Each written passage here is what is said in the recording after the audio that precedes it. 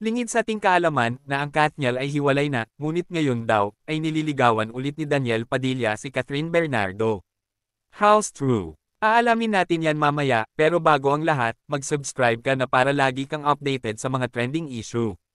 Kilala ng lahat ang nabuong love team ni Catherine Bernardo at Daniel Padilla, kilala bilang Katniel, sumikat sila, mapa-ibang bansa ay may nakakakilala talaga sa kanila, ngunit ang buong fans ng Katniel ay nalungkot nang mag-break ang mga ito, maraming issue ang lumabas at wala naman formal na pinahayag ang Katniel kung ano nga ba ang totoong dahilan ng paghihiwalay nila, at kasalukuyan nga nakikilala na din ang bagong binubuong love team ni Catherine Bernardo at Alden Richards. Marami na ring kinikilig dahil napapadalas na raw ang pagkikita ng dalawa, at kitang-kita sa mga shared post na talagang napaka-gentleman ni Alden kay Kat, palagi din ito nagbibigay ng bulaklak sa dalaga, kasabay naman nito ay ang balitang, nililigawan na nga daw ulit ni Daniel Padilla si Catherine Bernardo, kaya naman agad kami ng alap ng impormasyon mula sa aming source, ayon sa nakuha namin ay muli daw nagpaparamdam si Daniel kay Kat, panay na raw ang pag-chat ng aktor sa dalaga. Nito nga lang daw nakaraan ay in-invite ni Daniel si Kat sa family gathering nila. Ayon kay Daniel ay gusto daw kasi makasama ng kapatid niyang babae si Kat, dahil malapit na din ito sa isa't isa, maliban dyan kahit mga kaibigan nila ay ginagamit ng araw ni Daniel para makabonding si Kat,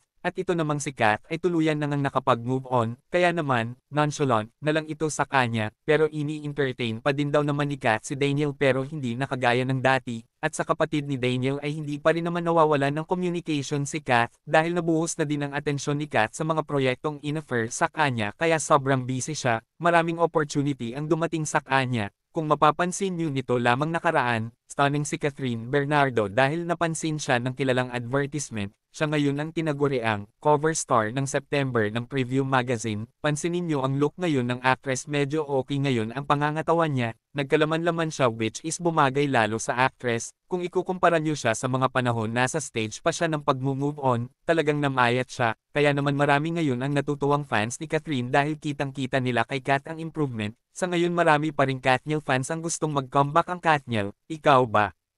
Anong opinyon mo tungkol dito? Magkomento lamang sa comment section, maraming salamat.